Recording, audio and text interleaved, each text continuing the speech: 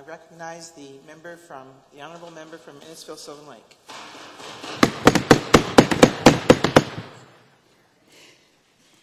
Madam Speaker, thank you for the opportunity to speak on Bill 2, the Responsible Energy Development Act. We all understand and agree with the basic idea that the present regulatory process has become a bureaucratic nightmare. The idea of a single regulator that ensures efficiency, consistency, and collaboration within the regulators is very important, and this should be the goal for all legislators going forward. The Wild Rose believes in streamlining processes. We believe in creating efficiencies, and we believe in reducing the tax burden to families, to businesses, to industry. However, along with any of these decisions, consultations have to happen with stakeholders. Those consultations have to happen with industry, with landowners, property rights groups, and any other affected stakeholder. Industry has come forward and endorsed this bill, as seen by the CAP News release on October 24, 2011. Clearly, industry was consulted, and going forward, they indicate that this bill will, in their belief, create a more efficient regulatory system that helps build investor confidence, encourage technology and innovation, simplify the processes and make it easier to navigate a regulatory system, encourage the provinces to work together and collaborate with the federal government to reduce any overlap or duplication. These are very important aspects of this legislation. These are also all things that the Wild Rose sees as positives as well. The Wild Rose fully supports the intent of Bill 2, the Responsible Energy Development Act. Clearly, we need to ensure that we make the process less cumbersome, promote economic growth, while at the same time ensuring that landowners are protected. It is important to understand that the red tape in Alberta creates a situation where we become one of the worst jurisdictions for energy development because of this bureaucratic process. Many other members in this House have already spoken to what other provinces are doing or not doing, or how it can be or can't be. The Leader of the Official Opposition identified how Saskatchewan is doing it, and taking a process that is taking 9 months in Alberta down to a simple 2-hour process. We can get there. Bill 2 is a step forward. Bill 2 is a step forward, but it has become clear that it will not be able to get the job done.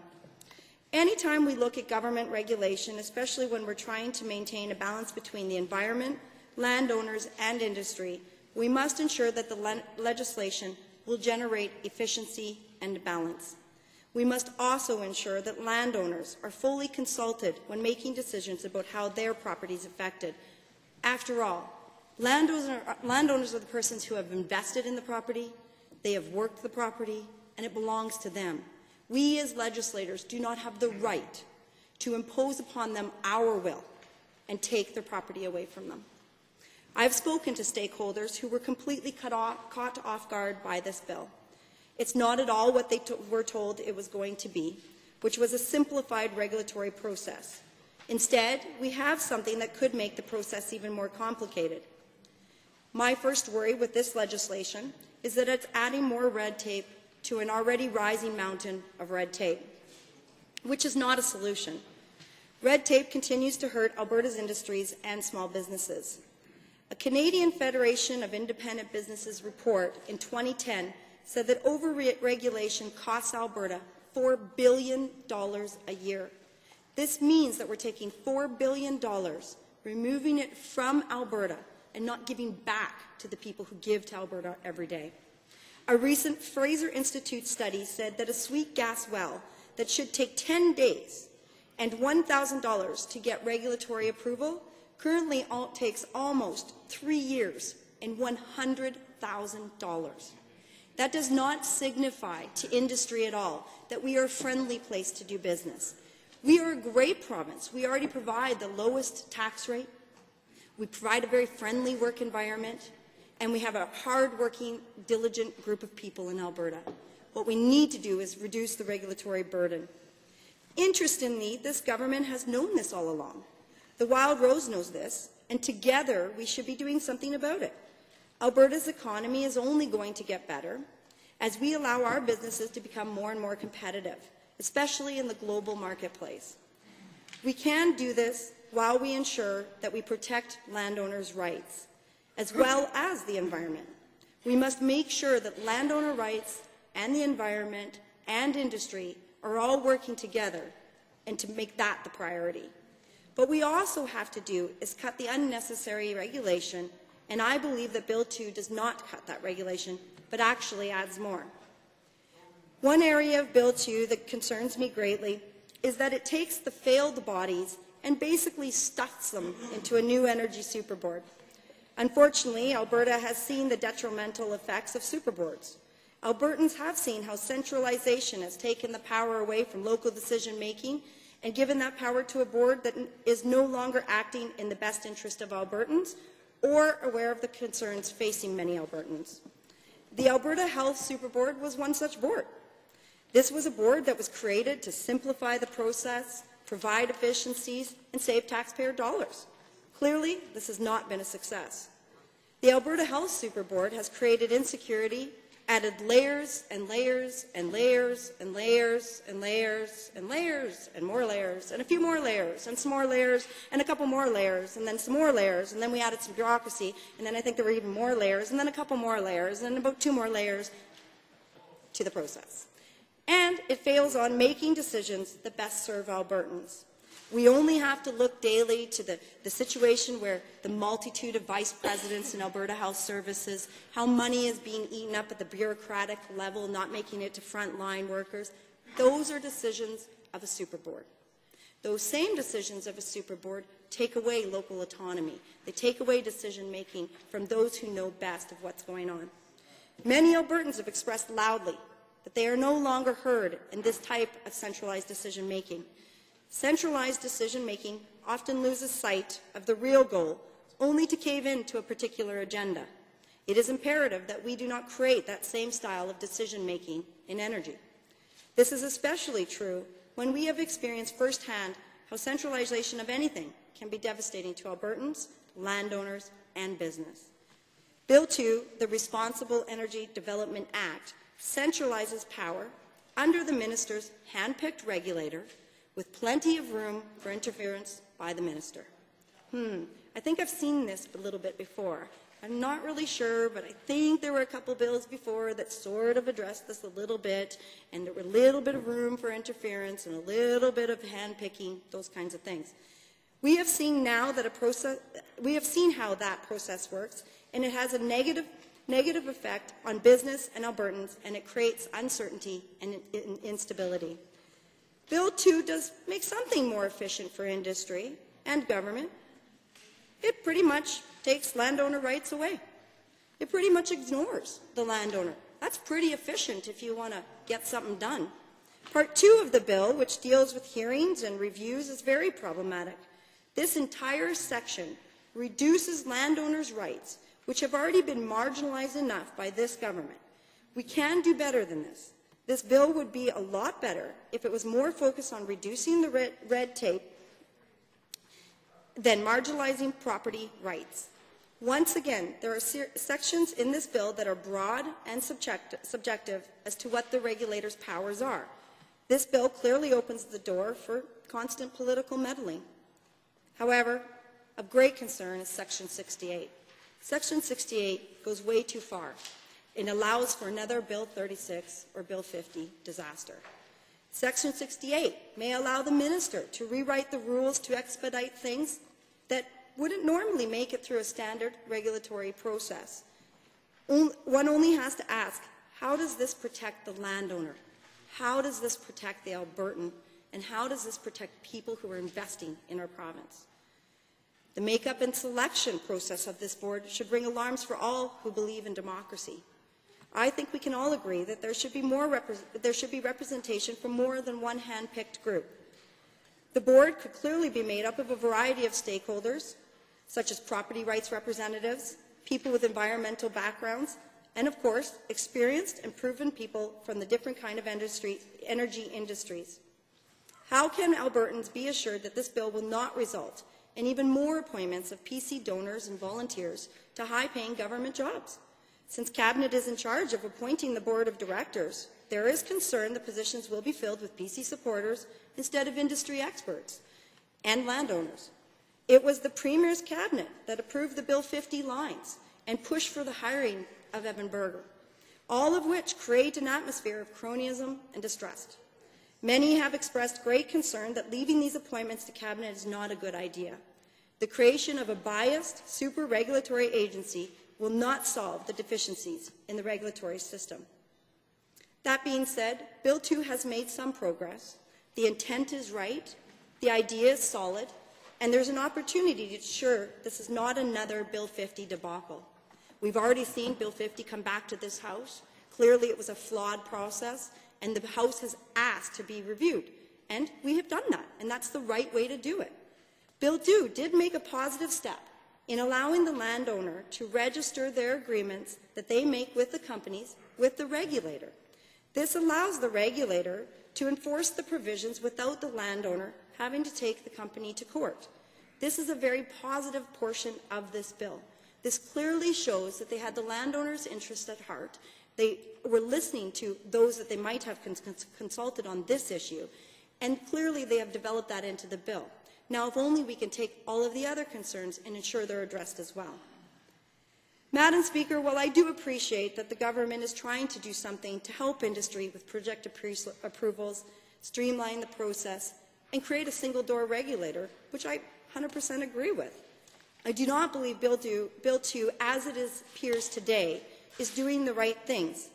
Bill 2 does not ensure that there is proactive informing of affected landowners, and it does not guarantee the right to a hearing as part of the licensing process, as is currently the case with the ERCB. I'm happy to work with the members opposite to provide opportunities to landowners while ensuring that we are protecting the rights of landowners.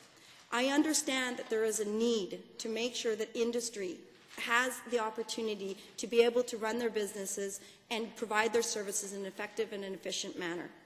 I look forward to working together on amendments to make this legislation something that will benefit all of Alberta. And I'm hoping that the government on the other side of the House can see that this is not about politics. This is about understanding our constituents, Albertans, and putting their needs ahead of ours. I will not be supporting Bill 2 as it stands today. Thank you. Thank you, Honourable Member. Standing Order 29-2A, are there any other members who would like to comment or question the member from Innisfil, Sylvan Lake? The member from Chestermere Rocky View. Thank you, Chestermere Rocky View. I forget myself sometimes, Madam Speaker. I guess my question for the member would be, I think she communicated effectively, you know, what her problem with the bill is. I'd be curious to know what it would take to sway her vote in support. Thank you, Honourable Member from Innisfil, Sylvan Lake. Thank you. It wouldn't actually take a lot. What we actually need to do is to sit down and engage with landowners and see what their concerns with these bills are. What I'm hearing is that they need to make sure the board is fair, that it's not appointed just straight by the minister. We need to make sure that the regulatory process is streamlined, but streamlined in a way that it's not catering to any one person. And I'm happy to prepare some of those amendments. I know many of our colleagues in this House will be preparing some of those amendments. But ultimately, what it's really going to take, it's going to take, as the Honourable Member from Cardston Tabor Warner said, it's going to take the ability to listen. And not just listen with your ears, but to actually hear what someone is saying. This isn't about, you know, that side or this side. This is about picking what is best for Albertans. And landowners have a problem with this bill. Landowners had problems with Bills 19, 36, and 50, and they were ignored and ignored and ignored, which creatively created a situation where we have 17 MLAs in the House today. And, yeah, which is absolutely historical in this province. So what we need to do is we need to take a lesson. Albertans have said we will not be ignored, we will be heard, and if you don't hear us, you're going to see what's going to happen. So let's work together, let's figure out what the best solutions are to this bill, and let's do it in a proactive way and show that we can do that. The people on this side of the House, or in the Wild Rose Caucus anyway, are more than willing to work with the government. All we're asking is that the government be more than willing to work with the Wild Rose. That's what's best for Albertans. Thank you. Thank you, Honourable Member. There's still 3 minutes left. Are there any other members who wish to question or comment? The Honourable Member from Calgary-McCall. Well, I want to ask the Honourable Member what kind of impact like streamlining process will have on the environment, if any. So what, in your opinion, when we streamline the process, and what kind of impact it's going to have on the environment? The Honourable Member. Thank you, Honourable Member. Well, clearly, I think any time that we can streamline the process, we can ensure that there are environmental protections to make sure that we are not damaging people's land, waterways, air quality, all of those things. We can do that through legislation, or we can do it through regulations. But making a one-stop shop for industry and for landowners provides a system where right now what happens is somebody wanting to do something, they literally have to go to 8 or 10 or 12 different spots, and they have to pay this fee here, and they have to do this, and they go to the next window, and that takes the... Well, what happens is that something gets forgotten. Hawks' nests get torn down. Marshlands get destroyed. Property gets ruined. Farmland gets taken out of productive cropping, all because there are so many steps in the process. We can streamline the process. We can protect the environment. We can protect landowners. We can encourage industry, and we can do it right. It just takes cooperation.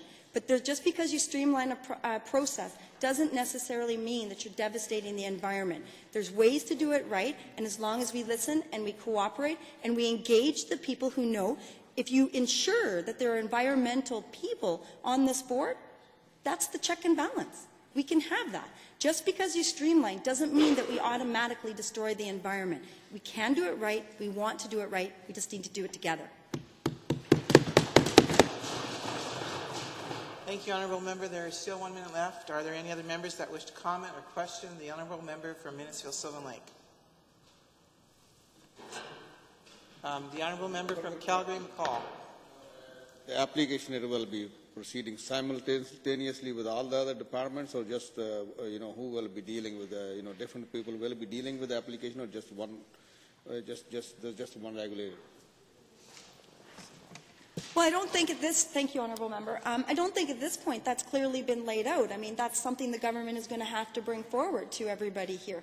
And I'm certainly open to hearing whatever suggestions they might make, so how that streamlined process can benefit everybody and how it actually works so that in the House here, we know that we're protecting Albertans. So if it's one person or two people, that's fine. Or if you make the application to protect the environment and have your project go forward, and that's arranged through one window, but behind the scenes it takes more than one person, I'm assuming it will.